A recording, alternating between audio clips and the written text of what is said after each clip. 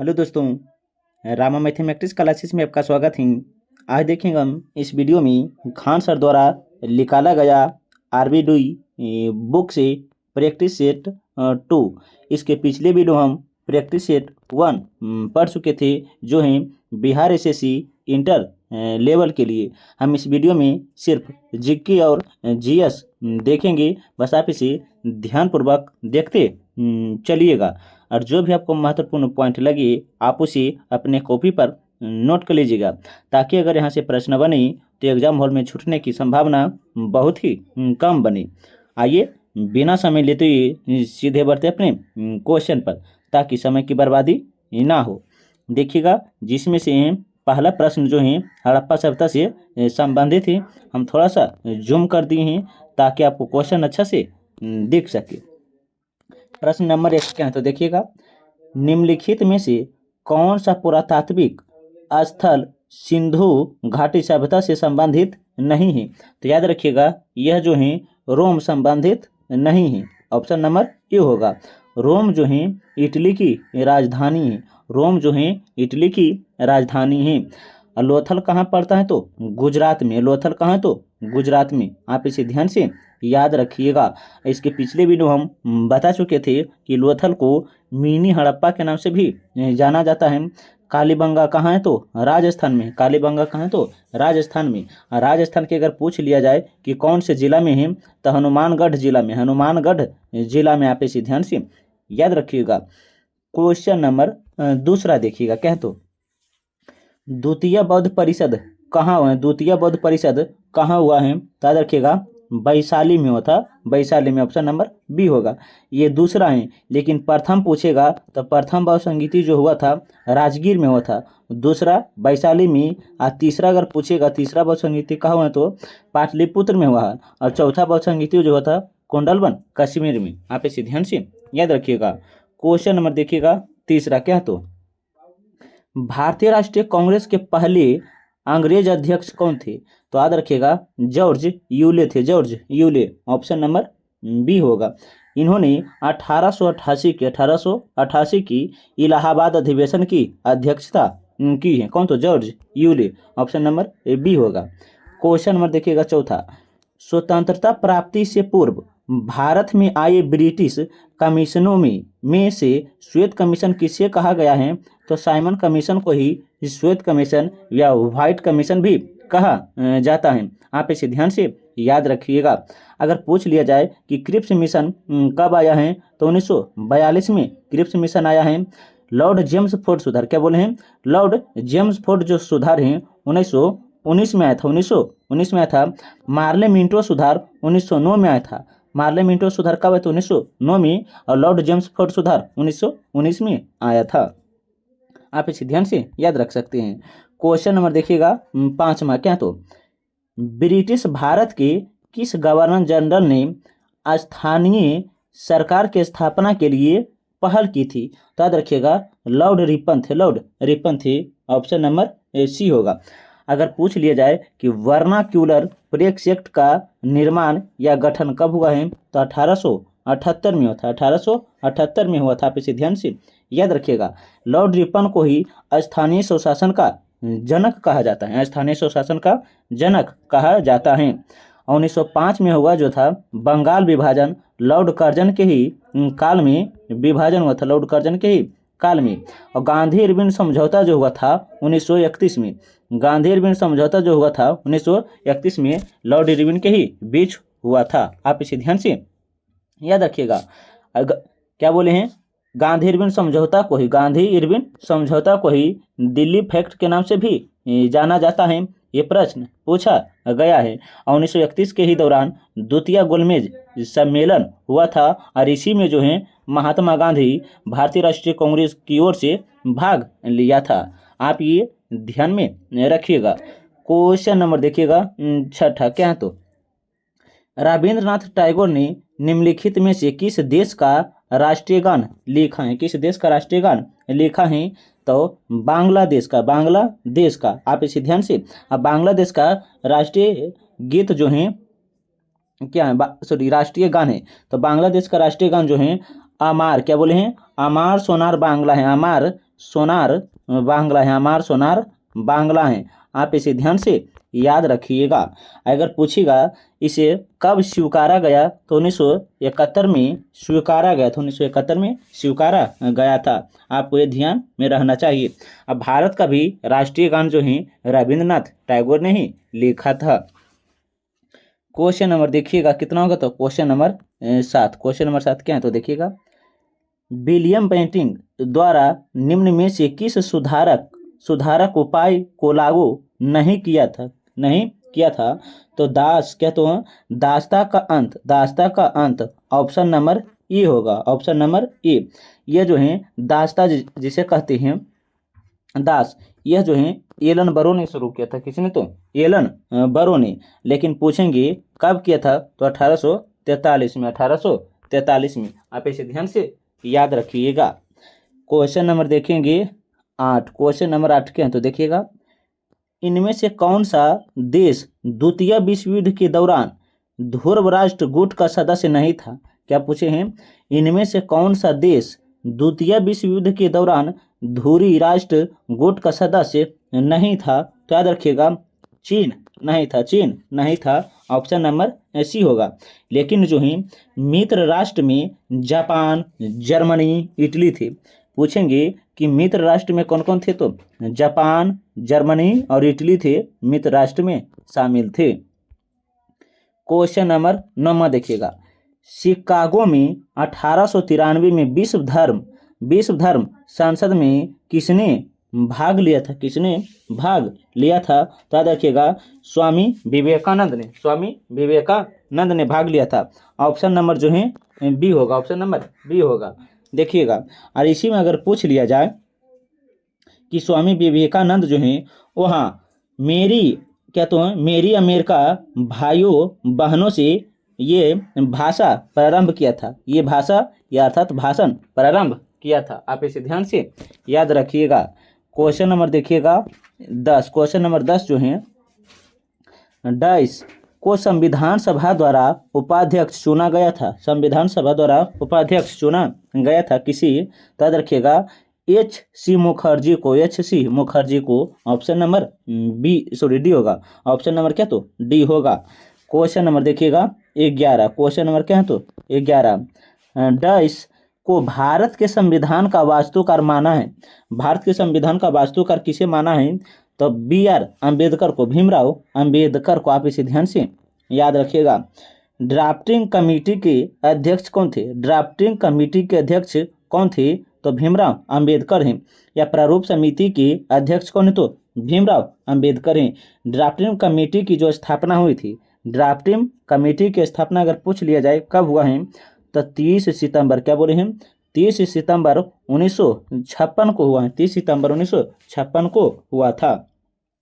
भीमराव अम्बेडकर जो हैं एससी को समाप्त करने के लिए रिपब्लिकन पार्टी ऑफ इंडिया की घोषणा की है। रिपब्लिकन पार्टी ऑफ इंडिया की घोषणा की है किसने, तो भीमराव अम्बेडकर ने। आप इसे ध्यान से याद रखिएगा। क्वेश्चन नंबर देखिएगा 12 क्या है। क्वेश्चन नंबर देखिएगा 12 जो है, देखिएगा क्वेश्चन नंबर 12 जो है, भारतीय संविधान में कानून बनने की निर्धारित प्रक्रिया काफी हद तक है।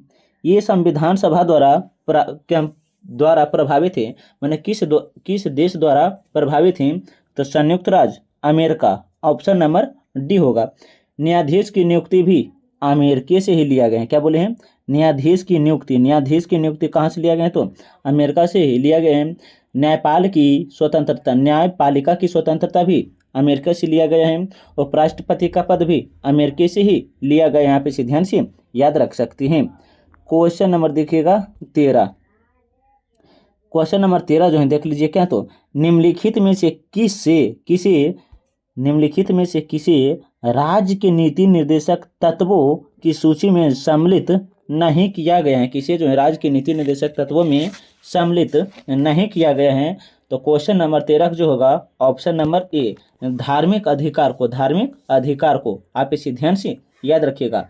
राज्य के नीति निर्देशक तत्व अगर पूछ लिया जाए कि कौन से देश से लिया गया है, तो आयरलैंड देश से लिया गया है। अगर पूछ लिया जाए किस अनुच्छेद में है, तो 36 से 51 में है, 36 से 51 में है। अगर भाग पूछ लिया जाए किस भाग में है, तो भाग 4 में है, भाग 4 में। यहाँ पे इसे ध्यान से याद रखिएगा।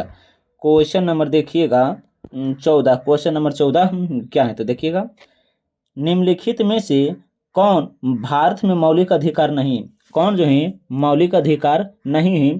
तो काम करने का अधिकार जो है हमारा मौलिक अधिकार नहीं है। ऑप्शन नंबर बी होगा। यह जो है डीपीएसपी के अंतर्गत आता है, डीपीएसपी के अंतर्गत आता है, अर्थात राज्य की नीति निर्देशक तत्व के अंतर्गत आता है। ऑप्शन नंबर बी होगा।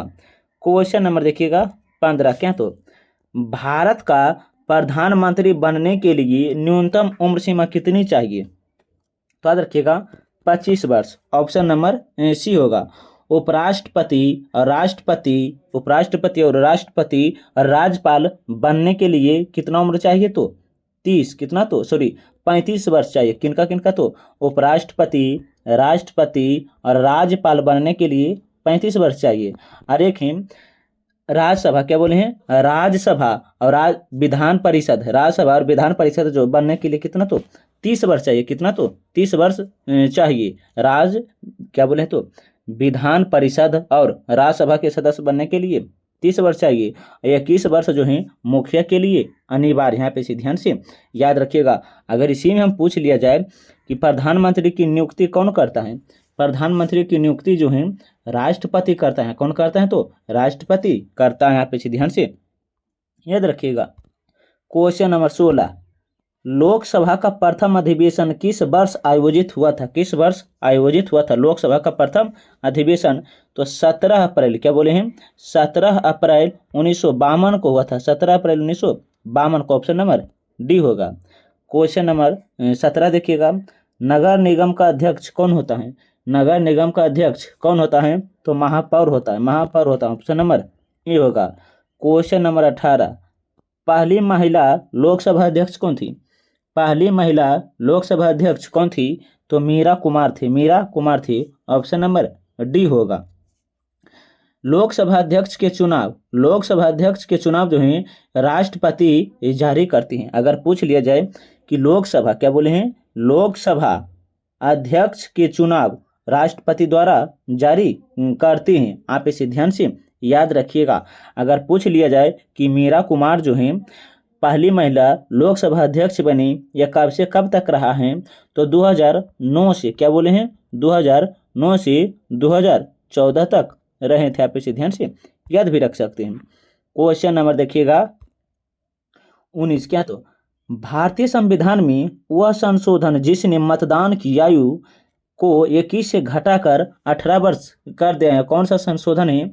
तो 61वां संविधान संशोधन है। अगर पूछ लिया जाए कि 61वां संविधान संशोधन कब हुआ है? तो 1989 में हुआ है। 1989 में 61वां संविधान संशोधन हुआ है।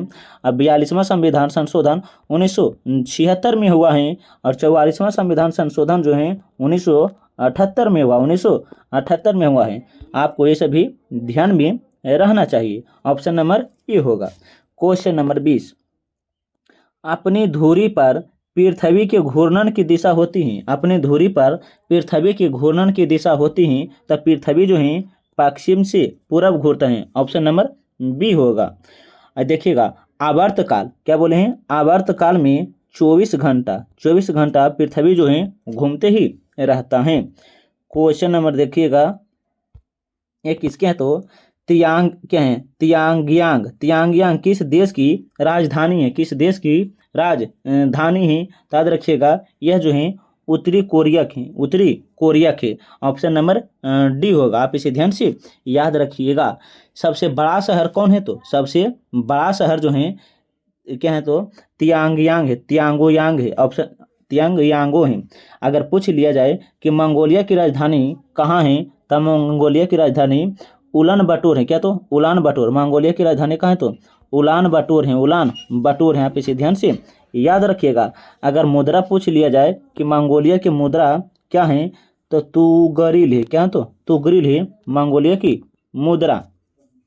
अब मलेशिया की मुद्रा क्या? तो कुल्लमपुर है। यहाँ पे इसे ध्यान से याद रखिएगा। क्वेश्चन नंबर देखिएगा 22, क्वेश्चन नंबर 22 क्या है तो वायुमंडल की ओजोन परत निम्नलिखित में से मुख्यतः किसके द्वारा नष्ट हो रही है, किसके द्वारा नष्ट हो रही हैं, तो याद रखिएगा chlorofluorocarbon option number C होगा। आप इसे ध्यान से याद रखिएगा। क्वेश्चन नंबर देखिएगा 23, भारत की मुख्य भूमि का दक्षिणतम अक्षांश है, भारत की मुख्य भूमि का दक्षिणतम अक्षांश है तो 8 डिग्री 4 मिनट है, 8 डिग्री 4 मिनट है। आप इसे ध्यान से याद रखिएगा। अगर पूछ लिया जाए भारत जो है उत्तर से दक्षिण की लंबाई कितना है तो 3214 किलोमीटर है, 3214 किलोमीटर है। पश्चिम से क्या बोले हैं, पश्चिम से अगर पूरब चौड़ाई पूछ लिया जाए तो 2933 किलोमीटर है, 2933 किलोमीटर है। अगर पूछ लिया जाए जमीन सहित जो है भारत कितना है तो 15,200 है, 15,200 किलोमीटर है। आप इसे ध्यान से याद रखिएगा। क्वेश्चन नंबर देखिएगा 24, क्वेश्चन नंबर 24 क्या है तो भारतीय हिमालय क्षेत्र की सबसे ऊंची चोटी कौन है, भारतीय हिमालय क्षेत्र की सबसे ऊंची चोटी कौन है, तो याद रखिएगा सबसे ऊंची चोटी जो है कंचनजंगा है, ऑप्शन नंबर ए होगा, ऑप्शन नंबर ए होगा। आप इसे ध्यान से याद रखिएगा। अगर पूछ लिया जाए कि कंचनजंगा की ऊंचाई कितनी है तो 8598 मीटर है, 8598 मीटर है। माउंट एवरेस्ट जो है नेपाल में पड़ता है, कहाँ पड़ता है तो नेपाल में पड़ता है। इसकी जो ऊंचाई है 8850 कहीं कहीं आपको 8848 देखने को मिल जाएगा। गॉडविन ऑस्टिन जो है गॉडविन ऑस्टिन की जो ऊंचाई है 8611 मीटर है, 8611 मीटर है। यहाँ पे इसे ध्यान से याद रखिएगा। क्वेश्चन नंबर देखिएगा बियाफो क्या है तो बियाफो रिजर्व जो है कंचनजंगा में, बियाफो रिजर्व कहाँ है तो कंचनजंगा में ही पड़ता है। क्वेश्चन नंबर देखिएगा 25, क्वेश्चन नंबर 25 जो है गोदावरी नदी का उद्गम स्थल किस राज्य में है, गोदावरी नदी का उद्गम स्थल किस राज्य में है तो महाराष्ट्र में, कहाँ तो महाराष्ट्र में है, ऑप्शन नंबर सी होगा, ऑप्शन नंबर सी होगा। आप इसे ध्यान से याद रखिएगा। गोदावरी नदी को जो है दक्षिण गंगा के नाम से भी जाना जाता है, गोदावरी नदी को दक्षिण गंगा के नाम से भी जाना जाता है। और गोदावरी नदी जो है बंगाल की खाड़ी में गिरता है, बंगाल की खाड़ी में गोदावरी नदी गिरता है। और गोदावरी नदी को ही वृद्ध गंगा भी कहा जाता है, वृद्ध गंगा या वायु वृद्ध गंगा के नाम से इसे कहा जाता है। भारत के दक्षिण गंगा के नाम से गोदावरी नदी को ही जाना जाता है। इसके पिछले वीडियो हम 1 सेट में पढ़ा चुके थे। क्वेश्चन नंबर देखिएगा 26 क्या है तो क्वेश्चन नंबर 26 जो है कृष्णा नदी जल विवाद से संबंधित राज्य कौन है, कृष्णा नदी जल विवाद से संबंधित राज्य कौन है, तो यह जो है महाराष्ट्र है, आंध्र प्रदेश है, कर्नाटक है, ऑप्शन नंबर सी होगा। कृष्णा नदी जल विवाद से संबंधित है। कृष्णा जल विवाद जो हुआ था 1969 में हुआ था, 1969 में हुआ है। और कृष्णा नदी जल विवाद जो है 3 राज्य से संबंधित है, 3 राज्य से संबंधित है, आपको दिख रहा ही होगा। क्वेश्चन नंबर देखिएगा कावेरी क्या बोले हैं, कावेरी जल विवाद जो है, कावेरी अगर पूछ लिया जाए कावेरी जल विवाद जो है किन 2 राज्यों के बीच है, तो एक है तमिलनाडु, क्या बोले हैं तमिलनाडु, एक है कर्नाटक है, तमिलनाडु और कर्नाटक है। आप इसे ध्यान से याद रखिएगा। कावेरी जल नदी विवाद 2 राज्यों से संबंधित है। क्वेश्चन नंबर देखिएगा 27, क्वेश्चन नंबर 27 जो है कारक जो जलवायु को प्रभावित नहीं करता है वह कौन है, तो पृथ्वी की परिभ्रमण गति, ऑप्शन नंबर डी होगा। क्वेश्चन नंबर देखिएगा 28 क्या तो काली मिट्टी को कहा जाता है, काली मिट्टी को कहा जाता है, तो काली मिट्टी को जो है रेगुर मिट्टी भी कहा जाता है। काली मिट्टी जो है भारत के सबसे ज़्यादा महाराष्ट्र राज्य में होते हैं। काली मिट्टी में कपास सबसे ज़्यादा होते हैं, काली मिट्टी में क्या तो कपास सबसे ज़्यादा होते हैं। और काली मिट्टी में जो है पोटास की मात्रा ज़्यादा होते हैं, क्या बोले हैं पोटास की मात्रा ज़्यादा होते हैं। आप इसे ध्यान से याद रखिएगा। क्वेश्चन नंबर देखिएगा 29, क्या है तो अलग अलग किस्म की, क्या बोले हैं, अलग अलग किस्म की फसल को उसी जमीन में बारी बारी से उगाना तकनीक रूप से क्या कहलाता है, तकनीक रूप से क्या कहलाता है। तब फसल प्रत्यावर्धन कहलाता है, फसल प्रत्यावर्धन कहलाता है। ऑप्शन नंबर ये होगा, ऑप्शन नंबर ये होगा। आप इसे ध्यान से याद रखिएगा। क्वेश्चन नंबर देखिएगा 30, निम्नलिखित राज्यों में से किसकी सबसे कम जनसंख्या है, कौन से राज्य की जनसंख्या सबसे कम है। तो सिक्किम राज्य की जनसंख्या सबसे कम है, ऑप्शन नंबर ए होगा। क्वेश्चन नंबर देखिएगा 31, क्या तो किस अर्थशास्त्री के अनुसार अर्थशास्त्र मनुष्य की भौतिक कल्याण का अध्ययन है। तो एडम स्मिथ है, एडम स्मिथ है। ऑप्शन नंबर सी होगा, ऑप्शन नंबर सी होगा। आप इसे ध्यान से याद रखिएगा। क्वेश्चन नंबर देखिएगा 32, क्या है तो व्यष्टि अर्थशास्त्र का संबंध है, व्यष्टि अर्थशास्त्र का संबंध किससे है। तो व्यक्तिगत आर्थिक एजेंटों के व्यवहार से, संपूर्ण अर्थव्यवस्था की समझ से। Option number C, A B दोनों से है। क्वेश्चन नंबर देखिएगा 33, दुधवा नेशनल पार्क कहाँ है। दुधवा नेशनल पार्क जो है उत्तर प्रदेश में पड़ता है, कहाँ तो उत्तर प्रदेश में। ऑप्शन नंबर सी होगा। क्वेश्चन नंबर देखिएगा 34, किसने गार्डन सिटी का सिद्धांत दिया है, किसने गार्डन सिटी का सिद्धांत दिया है। याद रखिएगा एडवर्ड, क्या तो है एडवर्ड जेनर हार्वर्ड ने दिया था। ऑप्शन नंबर ए होगा, option number A. Question number 35, अंतर्राष्ट्रीय साक्षरता दिवस प्रत्येक किस दिन को मनाया जाता है। याद रखिएगा अंतर्राष्ट्रीय साक्षरता दिवस जो है प्रत्येक 8 सितंबर को मनाया जाता है, 8 सितंबर को मनाया जाता है। क्वेश्चन नंबर 36, डैश एक रंग बिरंग और मंत्र मुग्ध कर देने वाला मेला है जो प्रत्येक वर्ष उत्तर प्रदेश के मेरठ में होली के कुछ दिन के बाद मनाया जाता है, कुछ दिन के बाद मनाया जाता है। वह कौन है। तो नौचंदी मेला है। ऑप्शन नंबर ए होगा। क्या बोले हैं, एक रंग बिरंग और मंत्र मुग्ध कर देने वाला मेला है जो प्रत्येक वर्ष उत्तर प्रदेश के मेरठ में होली के कुछ दिन बाद मनाया जाता है, तो नौचंदी मेला है। ऑप्शन नंबर बी होगा। क्वेश्चन नंबर 37, जेनेटिक कोड की खोज किसने की थी, जेनेटिक कोड की खोज किसने की थी। तो हरगोविंद खुराना थे। ऑप्शन नंबर बी होगा। क्वेश्चन नंबर 38 देखिएगा, श्वेत रक्त कणिका का मुख्य कार्य क्या है। श्वेत रक्त कणिका का मुख्य कार्य क्या है। तो संक्रमण से लड़ना होता है, संक्रमण से लड़ना। देखिएगा किस ऑप्शन में दिया है। तो ऑप्शन नंबर बी में, ऑप्शन नंबर बी होगा।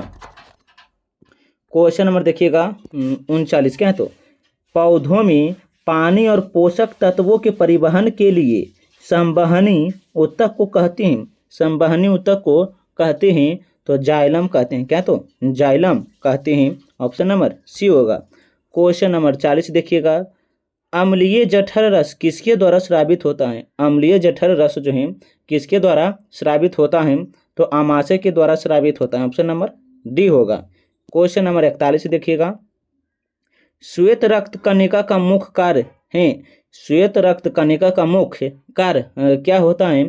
तो श्वेत रक्त कणिका का मुख्य कार्य जो होता है संक्रमण से लड़ना होता है। ऑप्शन नंबर बी होगा। क्वेश्चन नंबर 42 देखिएगा, प्रत्येक वृक्क किन लाखों छोटी नलिकाओं से बहना होता है या कहलाता है।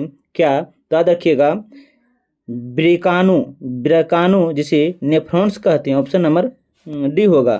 क्वेश्चन नंबर 43, घेंघा की कमी से होता है तो आयोडीन होता है। घेंघा की कमी से कौन सी बीमारी, तो आयोडीन होता है। क्वेश्चन नंबर 44, मानव शरीर का कौन सा अंग इंसुलिन में पैदा होते हैं। मानव शरीर का कौन सा अंग इंसुलिन पैदा करता है। तो 44 का जो होगा ऑप्शन नंबर बी होगा, अंगनाशय है। कौन है, तो अंगनाशय है। क्वेश्चन नंबर 45 देखिएगा, AIDS क्या है। AIDS क्या है। तो 45 का जो होगा ऑप्शन नंबर बी होगा, घातक मृत्यु घातक मृत्यु रोग हैं, घातक मृत्यु रोग हैं। एड्स जो है AIDS, एड्स जो है घातक मृत्यु रोग हैं, ऑप्शन नंबर बी होगा। क्वेश्चन नंबर देखिएगा 46, नील हरित शैवाल होते हैं, नील हरित शैवाल होते हैं तो 100 पोषी होते हैं, 100 पोषी होते हैं। यहाँ पे से ध्यान से याद रखिएगा, शैवाल को जो है साइनोबैक्टीरिया भी कहते हैं, शैवाल को क्या कहते हैं तो साइनोबैक्टीरिया भी कहते हैं, या नील हरित शैवाल को साइनोबैक्टीरिया भी कहा जाता है, साइनोबैक्टीरिया भी कहते हैं। आप इसे ध्यान से याद रखिएगा। क्वेश्चन नंबर देखिएगा 47, क्वेश्चन नंबर 47 क्या है तो निम्नलिखित में से किसको दुग्ध शक्कर भी कहा जाता है, दुग्ध शक्कर भी कहा जाता है तो 47 का होगा एक, लैक्टोज को दूध शक्कर भी कहा जाता है, ऑप्शन नंबर ए होगा। क्वेश्चन नंबर 48, निम्नलिखित में से कौन सी ग्रीन हाउस गैस नहीं है, पूछा है कि कौन सा ग्रीन हाउस गैस नहीं है तो सल्फर डाइऑक्साइड जो है ग्रीन हाउस गैस नहीं है। सल्फर डाइऑक्साइड का जो सूत्र होता है SO2 होता है, SO2 होता है, ऑप्शन नंबर बी होगा। क्वेश्चन नंबर देखिएगा 49, निम्नलिखित में से कौन सी सदिश मात्रा है, कौन सी सदिश मात्रा है तो 49 का जो होगा ऑप्शन नंबर ए होगा, प्रतिबल जो है सदिश की मात्रा है।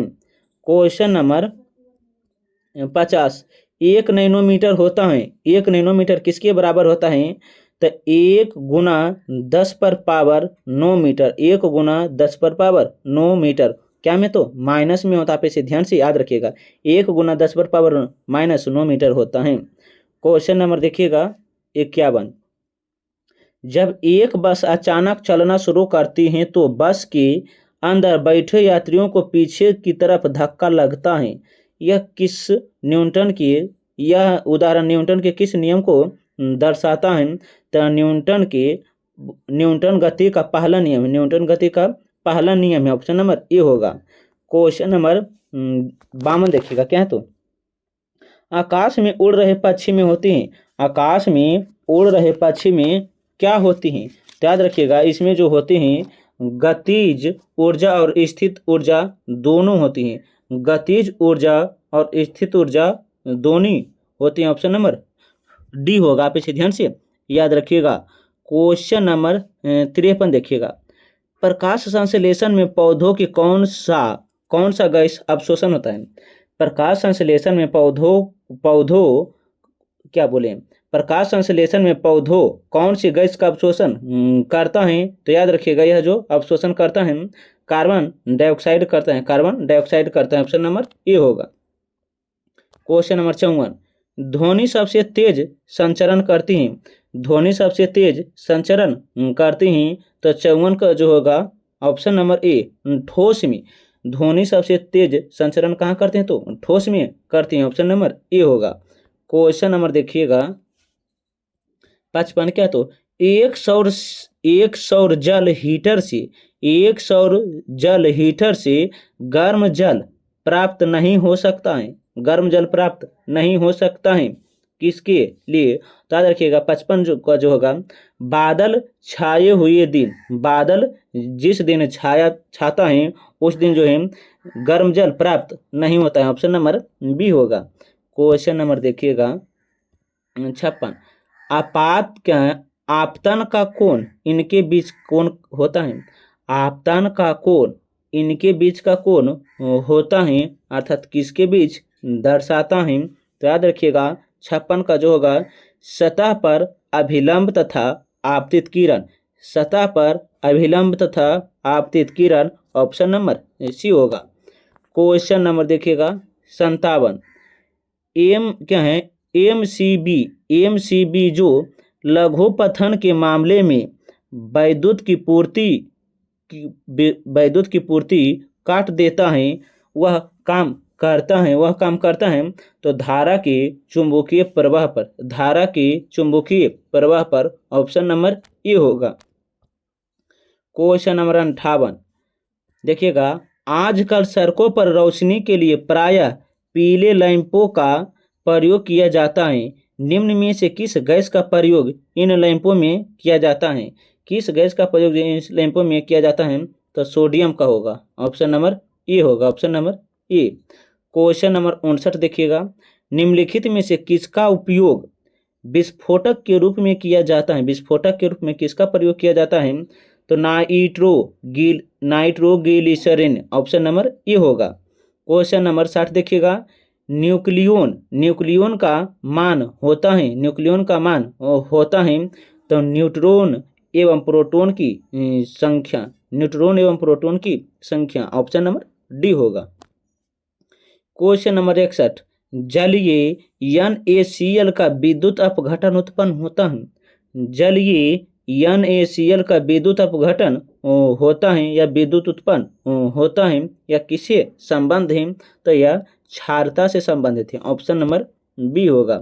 क्वेश्चन नंबर देखिएगा 62, नाइट्रोजन गैस के अणु में निम्न आबंध है। नाइट्रोजन गैस के अणु में निम्न आबंध होते हैं तो 62 का जो होगा ऑप्शन नंबर डी होगा, त्रिसहस्रनियोजी, option number D. Question number देखिएगा 63, क्या है? तो मैग्नीशियम रिबन एक चमकदार सफेद लौ के साथ जलता है और सफेद पाउडर में परिवर्तित होता है। इस सफेद पाउडर का रासायनिक नाम होता है, इस सफेद पाउडर का रासायनिक नाम क्या है? तो याद रखिएगा, यह जो सफेद पाउडर का रासायनिक नाम है मैग्नीशियम ऑक्साइड है, मैग्नीशियम ऑक्साइड है, ऑप्शन नंबर बी होगा। क्वेश्चन नंबर देखिएगा 64, क्या है? तो देखिएगा, ऑक्सीजन के लिए कौन सा प्रक्रम सही है? ऑक्सीजन के लिए कौन सा प्रक्रम सही है? तो क्या? तो विद्युत धनी तत्व का निकलना, विद्युत धनी तत्व का निकलना, ऑप्शन नंबर डी होगा। क्वेश्चन नंबर 65 देखिएगा, स्टील में कौन सा तत्व मौजूद नहीं होता है? नहीं होता है, यहाँ पूछा है नहीं होता है तो टंगस्टन जो है मौजूद नहीं होता, ऑप्शन नंबर बी होगा। क्वेश्चन नंबर देखिएगा, क्वेश्चन नंबर क्या? तो 66 देखिएगा, क्वेश्चन नंबर 66 जो है, नाभिकीय रिएक्टर में कौन सी ऊर्जा उत्पन्न होती है? नाभिकीय रिएक्टर में कौन सी ऊर्जा उत्पन्न होती है? तो नाभिकीय रिएक्टर में जो है नाभिकीय ऊर्जा ही उत्पन्न होता है, ऑप्शन नंबर ए होगा। क्वेश्चन नंबर देखिएगा 67, बिहार राज्य की सीमा घिरी हुई है, बिहार राज्य की सीमा घिरी हुई है तो 3 राज्यों से उत्तर प्रदेश, झारखंड और पश्चिम बंगाल है। आप इसे ध्यान से याद रखिएगा। क्वेश्चन नंबर देखिएगा 68, बिहार के किस कृषि जलवायु क्षेत्र में सबसे अधिक जिले हैं? बिहार के किस कृषि जलवायु क्षेत्र में सबसे अधिक जिले हैं? याद रखिएगा, उत्तर और पश्चिम में, उत्तर और पश्चिम में, ऑप्शन नंबर बी होगा, उत्तर और पश्चिम में सबसे अधिक जिले आते हैं। क्वेश्चन नंबर देखिएगा 69, क्या? तो BC क्या है?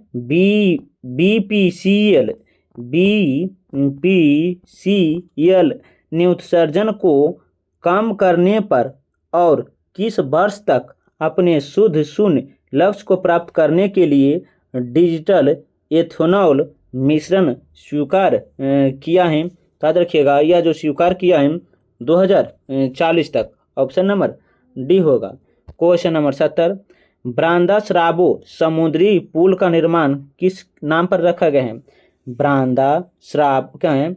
वसारपो समुद्री पुल का नाम किस पर रखा गया है? तो याद रखिएगा, यह जो रखा गया है Veer Savarkar, option number B होगा। अगर यह पूछ लिया जाए यह कहाँ पड़ता है तो मुंबई में पड़ता है, कहाँ पड़ता है? तो मुंबई में पड़ता है। क्वेश्चन नंबर 71, दिल्ली सल्तनत का सबसे बड़ा विस्तार किसके शासनकाल में देखा गया है? दिल्ली सल्तनत का सबसे बड़ा विस्तार किसके शासनकाल में देखा गया है?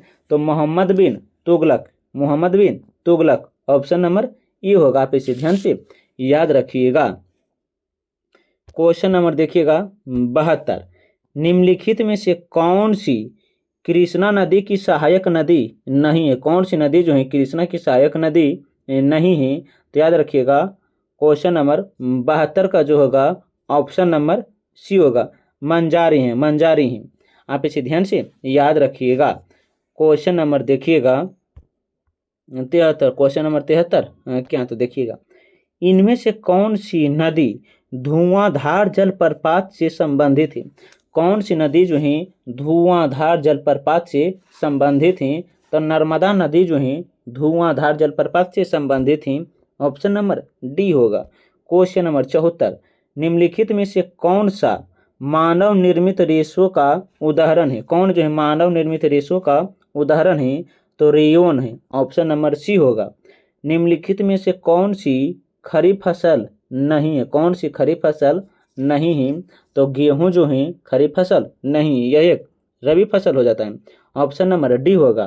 क्वेश्चन नंबर 76 देखिएगा, राजा राम मोहन राय के विचारों के प्रचार प्रसार के लिए तत्बोधिनी सभा की स्थापना इनमें से किसके द्वारा किसने की थी? किसने की थी? तो याद रखिएगा, तत्बोधिनी सभा की जो स्थापना देवेंद्रनाथ टैगोर ने की थी। देवेंद्रनाथ टैगोर ने की थी। ऑप्शन नंबर ए होगा। लेकिन पूछेंगे तत्बोधिनी सभा की स्थापना कब हुआ? तो 6 अक्टूबर, क्या बोले हैं? 6 अक्टूबर, याद रखिएगा 6 अक्टूबर 1839 को की गई थी। 6 अक्टूबर 1839 को। आप इसे ध्यान से याद रखिएगा। क्वेश्चन नंबर देखिएगा क्या तो 77, क्वेश्चन नंबर 77 जो है, भारत के इनमें से किस बंदरगाह का नाम बदलकर दीनदयाल बंदरगाह रखा गया है? भारत के किस बंदरगाह के नाम बदलकर दीनदयाल बंदरगाह रखा गया है? तो कांडला बंदरगाह का नाम बदलकर दीनदयाल बंदरगाह रखा गया है। ऑप्शन नंबर ए होगा। ऑप्शन नंबर ए होगा। और कांडला बंदरगाह जो है गुजरात के कच्छ जिला में पड़ता है। कांडला बंदरगाह जो है गुजरात के कच्छ जिला में पड़ता है। आप इसे ध्यान से याद रखिएगा। क्वेश्चन नंबर देखिएगा 78, क्वेश्चन नंबर 78 क्या तो, राष्ट्रीय प्रौद्योगिकी दिवस प्रतिवर्ष कब मनाया जाता है? या राष्ट्रीय प्रौद्योगिकी दिवस डैश किसकी स्मृति में मनाया जाता है? किसकी स्मृति में मनाया जाता है? तो याद रखिएगा पोखरण 2 के स्मृति पर।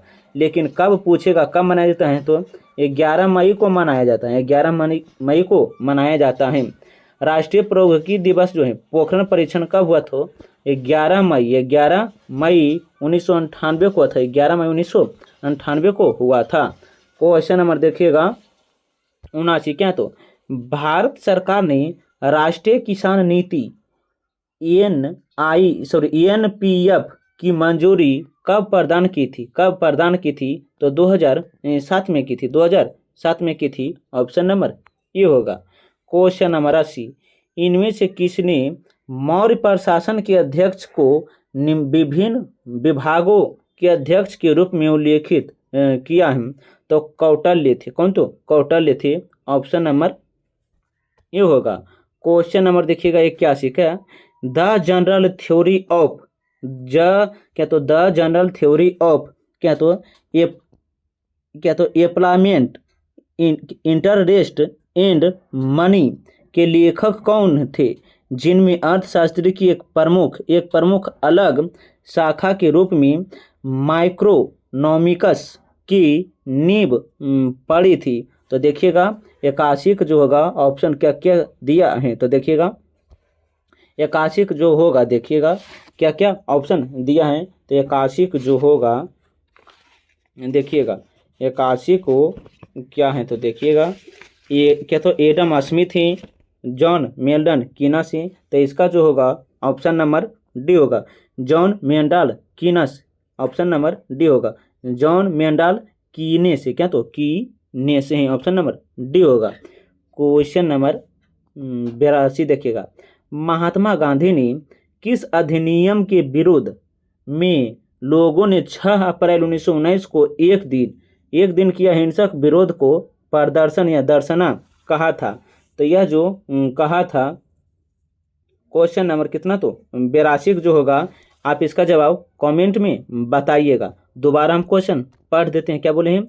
महात्मा गांधी ने किस अधिनियम के विरोध में लोगों से अप्रैल 1919 के एक दिन के लिए अहिंसक विरोध दर्शना को कहा था? इसका जवाब आप कमेंट में बताइएगा, ए बी सी करके। क्वेश्चन नंबर देखिएगा 83, क्वेश्चन नंबर 83 क्या? तुम किस संविधान संशोधन को मिनी संविधान के नाम से जाना जाता है, जिसके तहत स्वर्णशील समिति की सिफारिशों को लागू किया गया था। तब 42वां संविधान संशोधन, ऑप्शन नंबर ए होगा। 42वां संविधान संशोधन को ही लघु संविधान कहा जाता है। क्वेश्चन नंबर 84 देखिएगा।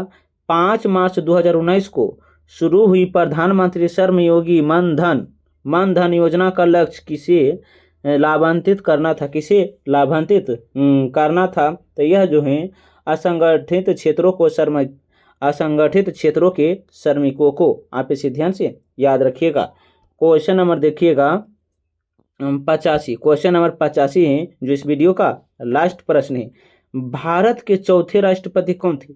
भारत के चौथे राष्ट्रपति कौन थे? तो याद रखिएगा वारागिरी वेंकटगिरी थे। ऑप्शन नंबर डी है, ऑप्शन नंबर बी होगा, ऑप्शन नंबर बी होगा। आप इसे ध्यान से याद रखिएगा।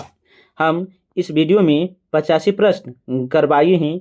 बताइएगा आप 85 प्रश्न में से कितना का जवाब जानते थे? उसका जवाब आप कमेंट में बताइएगा कि 85 प्रश्न में से इतना प्रश्न हमका सही हुआ है। अगर वीडियो और कॉन्टेक्ट अच्छा लगता है तो वीडियो को लाइक, सब्सक्राइब और कमेंट और साथ साथ अपने दोस्तों के साथ भी शेयर कीजिएगा, ताकि इस वीडियो से दूसरों को भी लाभ हो सके। मिलते हैं एक नए वीडियो के साथ जो होगा सेट नंबर 3। तब तक के लिए जय हिंद, जय भारत।